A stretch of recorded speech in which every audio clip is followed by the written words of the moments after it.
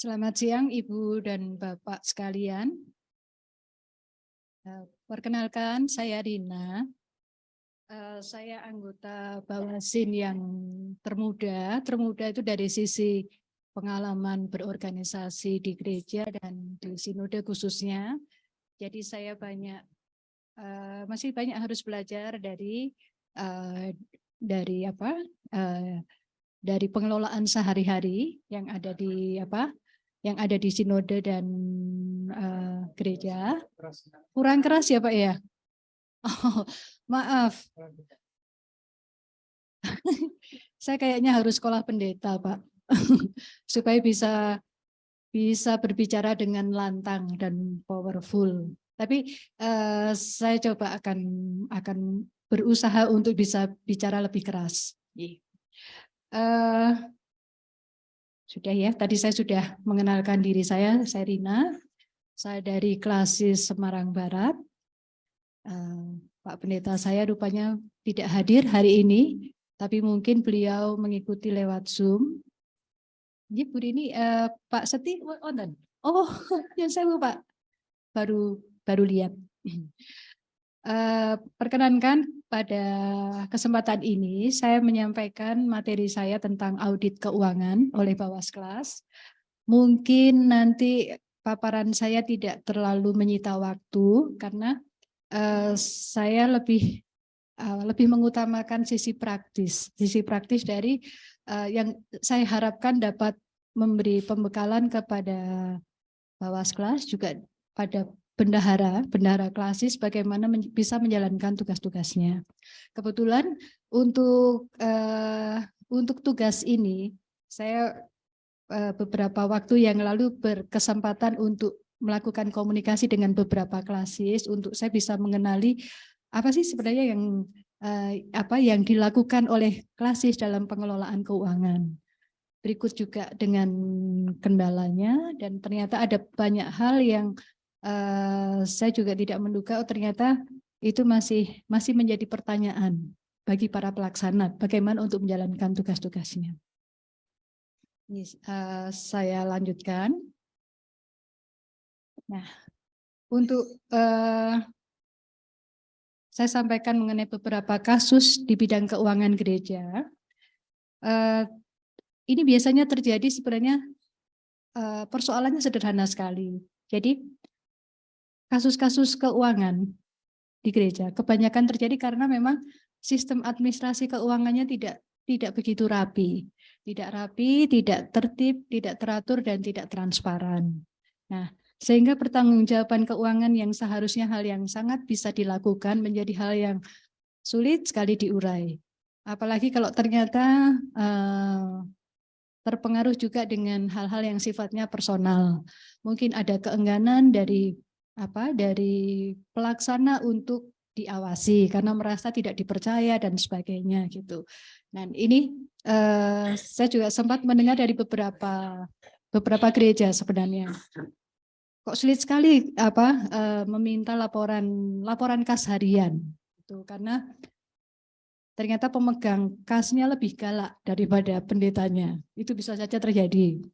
Nah, sebenarnya itu itu hal yang simpel sekali bisa diatasi kalau dilakukan prosedur yang rutin, yang terus-menerus. Misalnya setiap kali pengisian kas yang cash on hand itu kan berasal dari pencairan yang ada dari bank. Setiap kali mau pencairan, sebaiknya kasir mempertanggungjawabkan dulu apa yang sudah direalisasikan dari permintaan kas sebelumnya. Jadi sebelum itu diselesaikan, dia tidak dapat meminta dropping dana lagi dari bank. Nah, sebenarnya hal seperti itu kan sebenarnya simpel sekali, tapi jarang bisa saja tidak bisa dilakukan ya karena ada ada hal-hal yang memang tidak dilaksanakan dengan semestinya. Itu.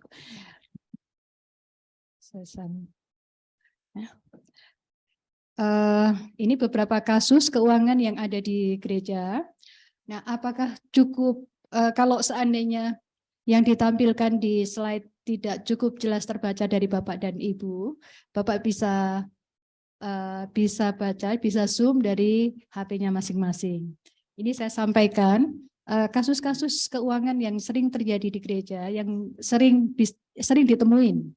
Misalnya, dana jemaat dipinjam oleh oknum fungsionaris jemaat, tidak dikembalikan dan terpaksa diputihkan. Apalagi ini kalau yang Nyun Sewu yang mengambil adalah, yang kasbon adalah mereka yang termasuk sesepuh. Jadi mungkin ada keengganan untuk bisa meminta pertanggungjawabannya. Nah, pada akhirnya diselesaikan secara adat saja gitu. Sayang sekali sebenarnya. Terus berikutnya adalah penyelewengan keuangan atau anggaran program di jemaat. Terus kasus yang berikutnya adalah kontrol keuangan yang kurang sehingga terjadi over budget, dana keluar tidak sebanding dengan output yang dihasilkan dan bahkan meleset dari harapan capaian outcome. Nah, ini tadi Pak Novembri sudah menyampaikan beberapa matriks tabel yang seandainya itu nanti diterapkan bisa menjadi ukuran bagaimana menilai seberapa jauh achievement yang bisa diharapkan bisa direalisasikan dari setiap program yang sudah dilaksanakan.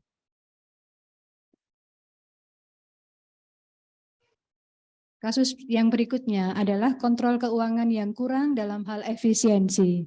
Misalnya frekuensi rapat yang berlebih untuk satu program dan berimplikasi pada pembengkakan anggaran rapat.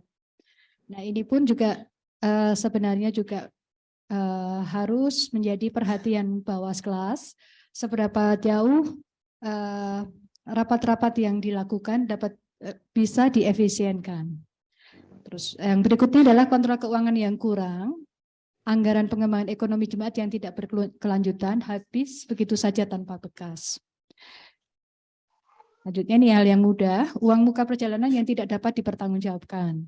Nah, sebaiknya memang segala kasbon perjalanan, segala kasbon dalam bentuk apapun itu jangan sungkan-sungkan untuk segera diminta pertanggungjawabannya. Karena semakin lama kasbon itu menggantung, akan semakin sulit untuk bisa dibukukan. Terus yang selanjutnya adalah kerugian investasi akibat tidak adanya unsur kehati-hatian dalam penempatan dana dan penyalahgunaan wewenang di bidang keuangan. Nah, yang penyalahgunaan wewenang di bidang keuangan itu bisa dicapai lewat audit manajemen seperti yang disampaikan Pak Novembri tadi. Berarti pengawas keuangan ya.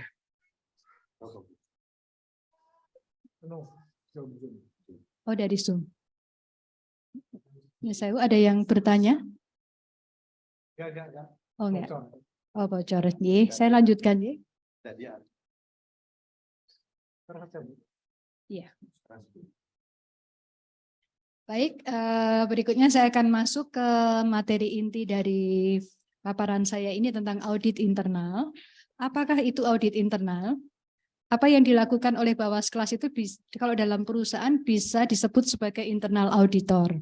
Audit yang saya maksudkan di sini adalah audit keuangan, di mana definisi dari audit internal itu adalah proses pemeriksaan, verifikasi, dan uji layak laporan akuntansi yang disajikan oleh bendahara atau pelaksana pengelolaan keuangan klasis. Nah, secara definitif, tujuan internal audit adalah supaya laporan kinerja bubble class tidak mengandung cacat baik dari segi administratif dan intrinsiknya.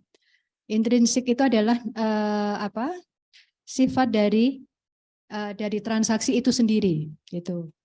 Jadi seandainya bagaimana saya menjelaskan intrinsik kalau ya?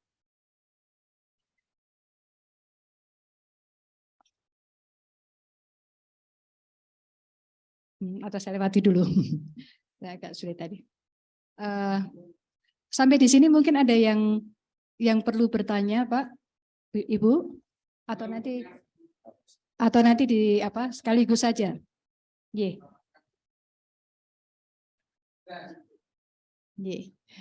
Oke, yang berikutnya, apa sih fungsi audit internal itu dilakukan?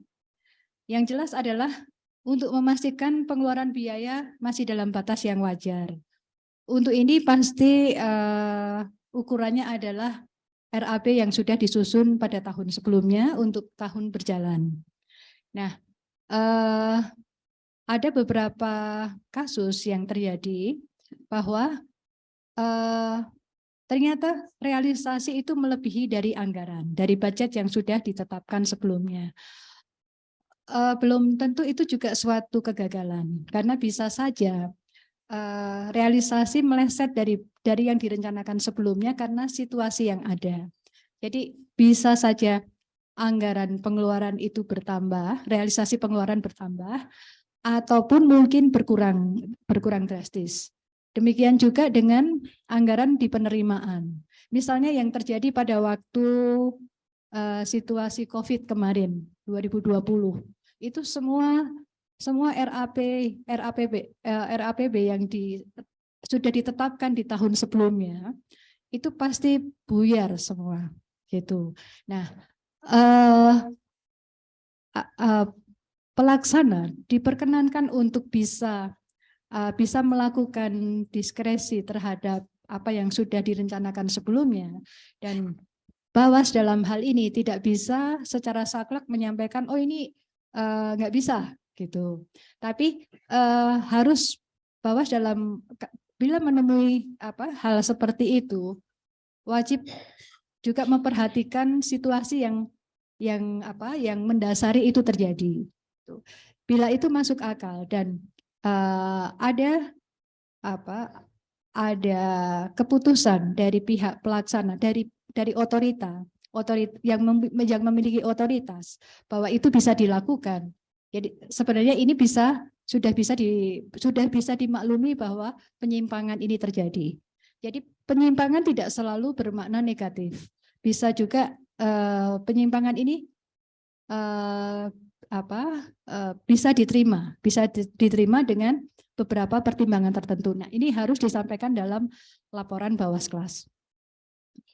Terus yang kedua, fungsi audit internal adalah memastikan kinerja keuangan Bapel kelas sesuai standar. Standar seperti apa yang harus dilakukan?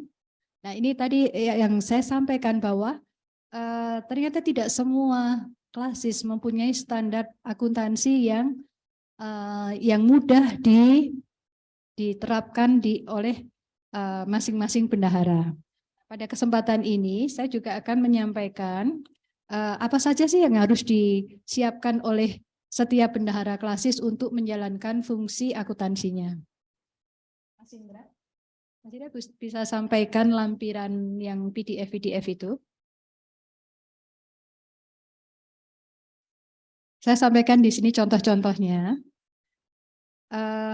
Acuan saya dalam menyampaikan format keuangan ini adalah standar akuntansi untuk yayasan, untuk organisasi nirlaba, di mana sebelumnya standar akuntansi yang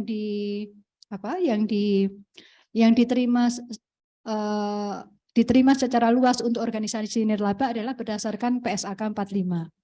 Tapi setelah awal Februari 2020, standar akuntansi keuangan itu sudah diubah menjadi ISAK 35. Nah, kalau saya lihat sebenarnya ini bukan sesuatu yang sulit, bukan sesuatu yang tidak bisa dimengerti juga. Ini mudah sekali sebenarnya. Karena pada dasarnya pengelolaan keuangan kan untuk menyajikan laporan keuangan.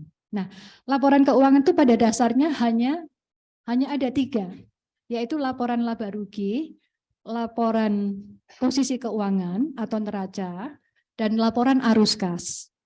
Nah, dalam ISAK 35 yang sebelumnya adalah PSAK 45, ini hanya mengatur istilah-istilahnya saja, tapi sebenarnya intinya sama. Gitu. Semua yang dilakukan oleh pemegang keuangan itu ujungnya adalah harus bisa menyampaikan laporan ini, gitu. Jadi ini bukan sesuatu yang sulit untuk dipelajari. Monggo kalau seandainya setelah program pelatihan ini, bila Bapak dan Ibu menghendaki untuk berdiskusi lebih lanjut ataupun mungkin saya bisa suatu saat bisa sharing ke tempat Ibu dan Bapak, dengan senang hati saya akan berbagi pengalaman untuk itu. Yang sebenarnya juga bukan pengalaman yang tinggi juga, tapi pengalaman yang praktis. Karena saya terbiasa melakukan pekerjaan itu secara, saya cari sisi, sebenarnya ini seperti apa sih pekerjaan ini, apa? Saya tidak melihat dari rumitnya, tapi ujungnya itu seperti apa? Oh, dijadikan seperti ini. Saya akan mencari cara bagaimana yang supaya penyajian ini bisa menjadi sesuatu yang menyenangkan. Menyenangkan dalam arti ini sesuatu yang mudah kok, mudah dilakukan. Kadang orang menganggap bahwa pekerjaan keuangan, pekerjaan menghadapi angka-angka itu rumit, apalagi kalau ternyata selisih uangnya antara fisik dengan apa yang dibukukan, itu menambah kepusingan sendiri. Jadi sebenarnya bukan ilmunya yang salah, tapi kadang kita menerapkannya dalam kehidupan sehari-hari, dalam tugas sehari-hari yang membuat rumit sendiri. Kalau seandainya setia, kayak tadi Pak Hari sampaikan di khotbahnya, bahwa kalau kita setia dalam hal-hal kecil, maka akan memudahkan kita untuk mendapatkan tugas-tugas yang besar dalam perkara-perkara yang besar. Nah, demikian juga dengan pengelolaan keuangan. Seandainya setiap transaksi segera dicatat, segera dibukukan, segera disimpan buktinya atau diminta buktinya, itu akan mudah untuk proses selanjutnya. Diawasi oleh Bawas kelas yang segala apapun, sebenarnya nggak galak sih ya, sengeselin apapun itu tidak akan mengganggu pekerjaan sehari-hari, karena apa yang mau diperiksa kapanpun bisa tersedia, karena itu dilakukan dengan tertib gitu. Nah, Mas Ida yang tabel-tabel tadi yang ya, buku dan laporan keuangan. Nah, ini saya sampaikan contoh kode account. Kode account ini saya buat, ini bisa diterapkan di semua klasis, tinggal dimodifikasi saja. Saya urutkan dari aktiva sampai ke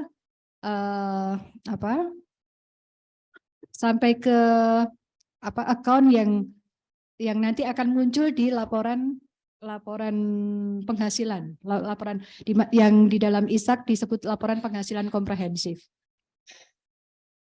Bisa turun, Mas? Ini nanti kalau mungkin saya akan share ke Bapak dan Ibu dalam bentuk Excel sehingga nanti mudah untuk dimodifikasi. Ini adalah dasar-dasarnya gitu. Turun, Mas. Next. Ini masih kode account dari halaman 1 sampai 3 mungkin, Mas. Itu kepala account-nya itu sampai ini sampai 3. Nah, ini dari pos aktiva lancar tadi hingga pos transitoris ini sudah saya masukkan di sini. Nah, bila Bapak Ibu sempat, sebaiknya juga di kolom ketiga di penjelasan singkat account itu dapat diisi. Kenapa itu diperlukan? Karena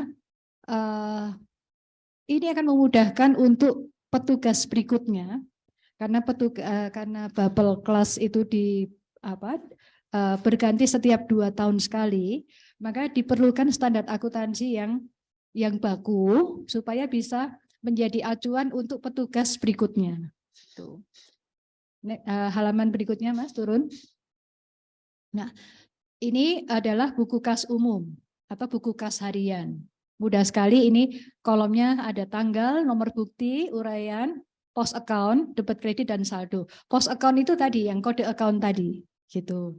Nah, beberapa waktu yang lalu saya sempat waktu berkunjung ke klasis Ragen, post account itu, rupanya mereka untuk membuat laporan keuangan yang menjadi laporan laba rugi dan laporan posisi keuangan, post account-nya itu diambil satu-satu, jadi secara manual satu-satu. Padahal seandainya post account itu diisi di kolom 4, itu pada waktu mengolah laporan keuangan, laporan laba rugi dan laporan posisi keuangan, tinggal di short saja sebenarnya, tinggal di short dengan dengan kunci di kolom keempat, itu nanti akan terkumpul semua transaksi yang sejenis gitu. Tinggal nanti yang masuk kepada laporan laporan penghasilan dan laporan posisi keuangan adalah jumlah dari masing-masing pos itu sendiri. Ke bawah Mas Indra. Buku bank sama sebenarnya pengembangan daripada buku kas tadi. Cuman karena ini merupakan catatan dari rekening koran yang diterima dari bank setiap awal bulan, maka kita perlu menambahkan beberapa data, misalnya nama banknya, nomor account, atas namanya siapa, dan di cabang mana. Nah, buku bank ini sebaiknya juga langsung dilampirkan rekening koran dari banknya masing-masing. Jadi ini filingnya adalah buku bank, langsung di formulir ini diisi, ditandatangan oleh ketua Bapelklas dan bendahara, dan di file sesuai dengan dalam satu set dengan rekening koran. Nah, tugas Bawaskelas dalam verifikasi buku bank adalah mencocokkan antara apa yang tercatat dalam buku bank dengan yang tercantum di rekening koran gitu. Seandainya semuanya cocok, besar kemungkinan laporan keuangan pun juga inline dengan hal ini. Halaman berikutnya, Mas Indra. Nah, yang berikutnya ini adalah laporan rencana dan realisasi penerimaan. Ini penerimaan di Klasis adalah penerimaan yang diperoleh dari IDKK gereja, dari dana abadi, dan mungkin dari penghasilan usaha dari Klasis itu sendiri. Ke bawah, Mas. Dari pendapatan usaha Bapelklas, itu antara lain dari bunga bank dan jasa giro, bunga deposito, persembahan HUT. Ini bisa dimodifikasi bebas saja, Pak. Terus untuk persembahan tidak mengikat yang sifatnya adalah semacam titipan, ini pun kan harus meskipun sifatnya titipan tetap harus dilaporkan dalam realisasi penerimaan. Halaman berikutnya, Mas, ke bawah. Nah, pengeluaran kurang lebih juga sama sifatnya dengan tabel rencana dan realisasi penerimaan tadi. Next, Mas, ke bawah. Berikutnya. Halaman berikutnya, ke bawah. Nah, ini laporan aktivitas. Laporan aktivitas pada dasarnya adalah laporan laba rugi. Jadi menampilkan berapa pemasukan yang diterima oleh Klasis pada bulan tersebut dikurangi dengan pengeluaran yang pengeluaran dari kategori pengeluaran bidang-bidang dan pengeluaran operasional. Ke bawah lagi, Mas.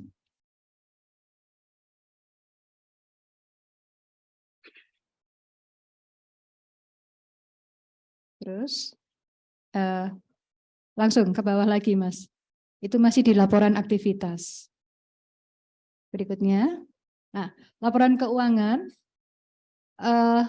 ada beberapa Klasis yang juga tidak membuat laporan posisi keuangan ini karena merasa toh juga aktiva kami, inventaris kami nggak seberapa, aset kami nggak seberapa. Sekecil apapun nilainya itu dianggap kecil, laporan posisi keuangan tetap harus dilakukan. Karena dari sini kita akan bisa mengetahui seberapa peningkatan peningkatan sisa laba kita. Ada di bawah, Mas. Nah, ini selisih pendapatan dan biaya tahun lalu dan periode yang sedang berjalan. Ini tetap harus dilakukan ya, Ibu dan Bapak. Next, Mas. Laporan perubahan kas, ini juga kurang lebih sama dengan bukan kurang lebih sama, tapi sama dengan laporan aktivitas. Jadi dia merupakan laporan yang menggabungkan antara penerimaan dan pengeluaran. Monggo berikutnya. Ke bawah lagi, Mas. Jadi untuk semua formulir ini nanti setiap akhir bulan ini harus ditandatangan oleh bendahara dan ketua Bapelklas sebagai pertanggungjawaban bahwa laporan itu sudah direview dengan semestinya. Dari sinilah Bawaskelas memulai proses audit keuangannya. Nah, balik lagi ke ini, Mas, ke materi. Oke. Nah, fungsi audit internal yang ketiga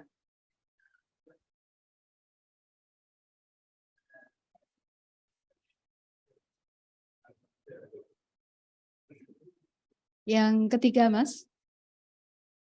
Ini yang masih yang pertama.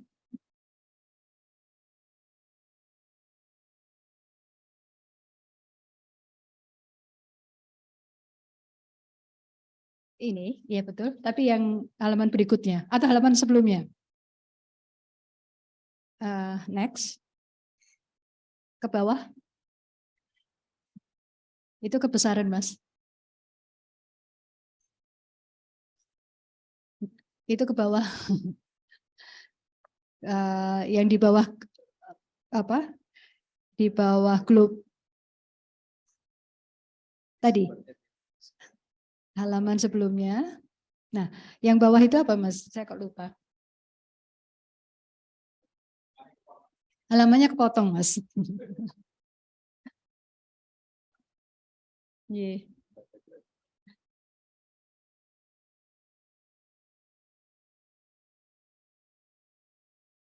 Sebentar ya Bapak dan Ibu.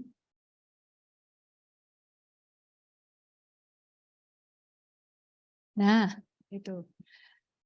Yang ketiga, fungsi audit adalah menjamin mutu dan integritas dari suatu laporan keuangan. Nah, apa itu menjamin mutu dan integritas dari suatu laporan keuangan? Saya sampaikan dalam fungsi yang apabila ada data yang tampak janggal atau tidak jelas dari mana asalnya, Bawaskelas diperkenankan melakukan penyelidikan langsung ke pihak-pihak terkait data janggal tersebut. Itu. Ini pertanyaan nanti berikutnya. Saya lanjutkan. Untuk tujuan internal. Sebentar. Tadi saya kembali lagi ke fungsi audit tadi, Pak ya. Jadi selain kita menerapkan buku-buku dan format laporan yang standar, juga ada baiknya kita menyempatkan diri untuk membuat SOP keuangan. Saya kemarin pada waktu pelatihan di PGI sudah membuat SOP yang cukup bagus. Saya ambilkan dua contoh SOP saja, yaitu SOP untuk penerimaan dan klaim biaya.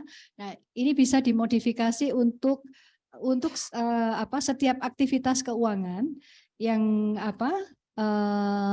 yang bisa dijadikan acuan, dijadikan standar yang baku untuk menjalankan dalam dalam transaksi yang sehari-hari yang dilakukan oleh para pengelola. Mas Indra, ada SOP Bisa ditampilkan SOP-nya?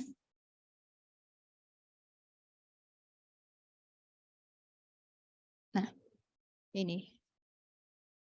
Ini saya tampilkan SOP, 2 SOP, yaitu SOP klaim biaya.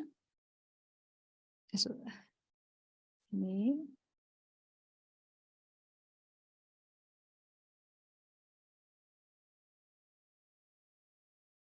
Oke. Nah, ini bisa nanti bisa dimodifikasi oleh Bapak dan Ibu.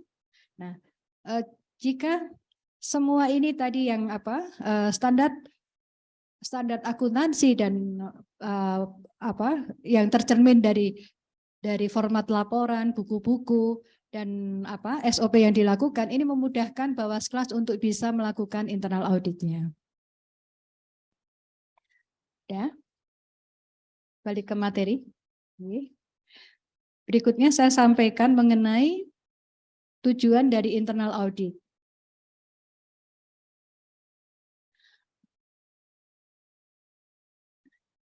Tujuan dari internal audit itu ada 5, yaitu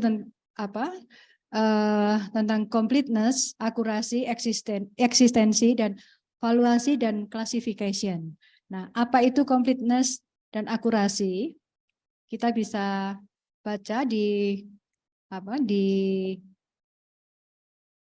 halaman berikutnya, yaitu kelengkapan. Apa itu completeness? Yaitu kelengkapan data yang dicantumkan bendahara dalam laporannya. Sebelum memberikan verifikasi pada laporan keuangan klasis, Bawaskelas wajib melihat apakah laporan tersebut telah disusun dengan informasi lengkap tanpa ada pengurangan apapun. Yang berikutnya tentang akurasi. Bawaskelas harus memastikan bahwa laporan keuangan klasis disajikan akurat dan sesuai realita di lapangan. Apabila Bawaskelas merasa bahwa data tersebut kurang akurat, maka Bawaskelas berhak untuk melakukan penyelidikan mendalam hingga menemukan data yang benar-benar tepat.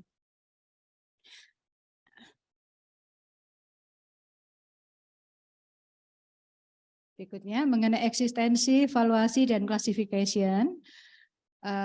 Saya rasa juga cukup jelas di sini. Ibu dan Bapak juga bisa dapat membacanya. Saya akan persingkat. Berikutnya adalah apa yang harus dilakukan untuk memulai langkah-langkah audit internal. Ada 4 tahap, yaitu perencanaan jadwal dan proses audit. Di langkah pertama ini, Bawaskelas merencanakan jadwal audit serta menentukan bagaimana alur pelaksanaannya. Di tahap ini, Bawaskelas wajib berkoordinasi dengan bendahara tentang sesering apa mereka bisa melakukan sinkronisasi internal. Langkah yang kedua, yaitu pelaksanaan proses audit.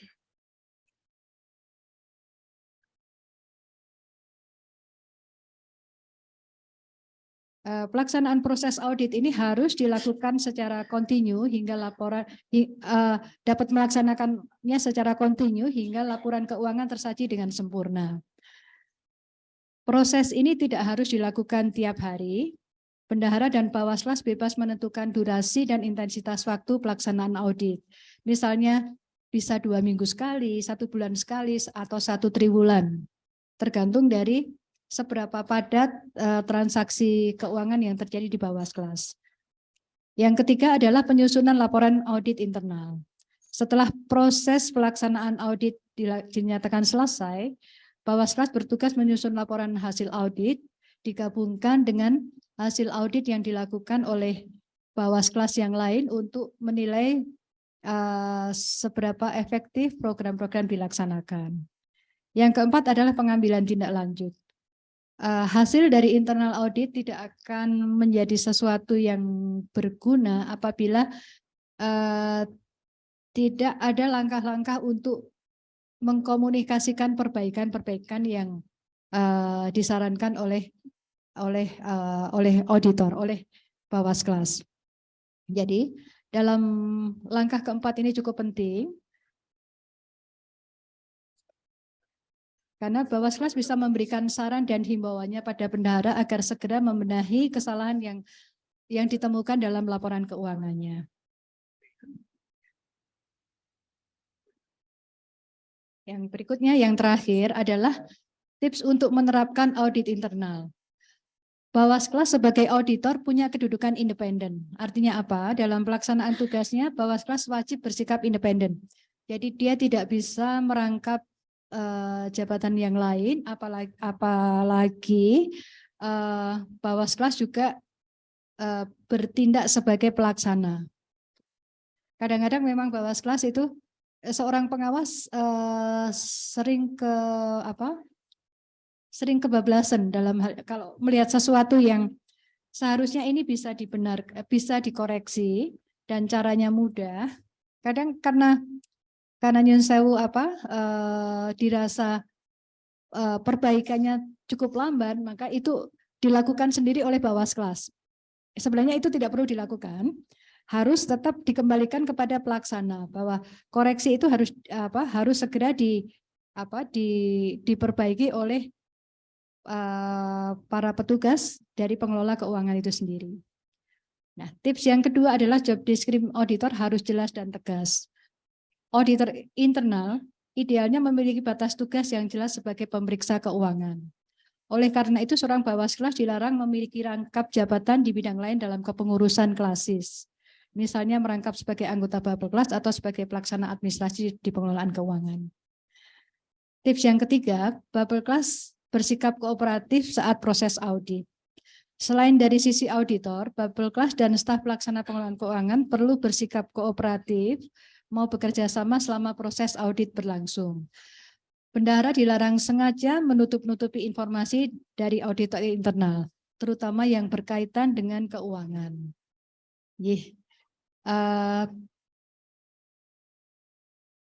Cukup? Saya rasa materi saya sudah selesai. Jadi sudah menghemat 15 menit tiap hari. Nah, semoga pas malahan. Semoga hal ini dapat menjadi pembekalan Bapak dan Ibu dalam menjalankan tugas-tugasnya di bidang pengelolaan keuangan. Terima kasih.